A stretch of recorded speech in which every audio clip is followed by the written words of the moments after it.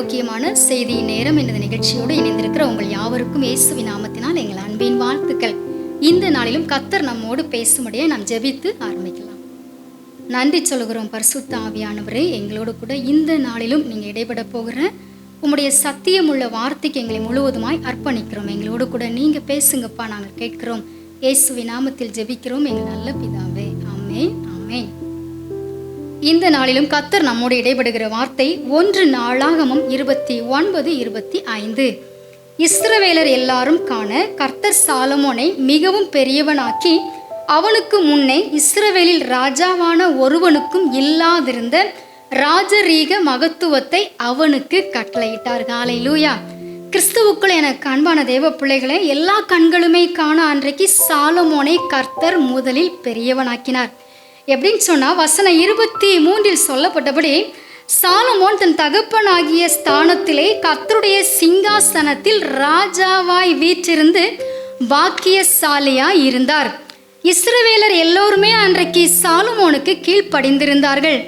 பாருங்கள், கர்த்தர் அன்றைக்கு சாலமோனை எவ்வளவு பெரியவனாக்கினார் என்று சொல்லி தாவீதின் சிங்காசனத்திலே ராஜாவாய் வீற்றிருக்கும் பாக்கியத்தையும் பெற்றார். அது மட்டுமல்ல, வசனம் 24 சொல்லப்பட்டபடி சகல பிரபுக்களும் பராக்கிரமசாலிகளும் தாவீது ராஜாவினுடைய சகல குமாரரும் கூட சாலமோனுக்கு அடங்கி இருந்தார்கள். அந்த அளவுக்கு கர்த்தர் அவரை உயர்த்தி இருந்தார்.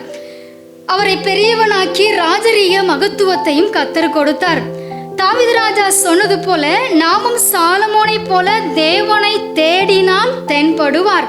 நம்மை என்றைக்குமே அவர் கைவிட மாட்டார். மற்றவர்கள் கண்காண பெரியவர்களாக்கி யாருக்குமே கொடுக்காத நன்மைகளால் நம்மை நிரப்புவார். ஆமென், ஹல்லேலூயா. உங்கள் வாழ்க்கையில் இருக்கிற எல்லா வித்தியாசமான சூழ்நிலைகள், இடையூறுகள் எல்லாவற்றையுமே கர்த்தர் கண்டிப்பாக மாற்றி உங்களை கைவிடாமல் நடத்தி உங்கள் குடும்பத்தையும் மற்றவருடைய கண்காண விசேஷித்த கனத்தினால் நிரப்பி நடத்த போகிறார். ஏன் சொன்னால், நீங்கள் முன்குறிக்கப்பட்ட தேவ பிள்ளைகள். God bless you. நாம் ஜெபிக்கலாம். நன்றி சொல்கிறோம் பரிசுத்த ஆவியானவரே, யாருக்குமே இல்லாத கனத்தை உம்முடைய பிள்ளைகளாகிய எங்களுக்கு நீங்கள் முன்குறித்து வைத்திருக்கிறீங்க. அதை பெற்றுக்கொள்ள எங்களை தகுதிப்படுத்தும். நாங்களும் உம்மை தேடி அந்த ஆசீர்வாதங்களை பெற்றுக்கொள்ள உதவி செய்யும். உம்முடைய பிள்ளைகளை உம்முடைய கரத்திலே அர்ப்பணிக்கிறோம்.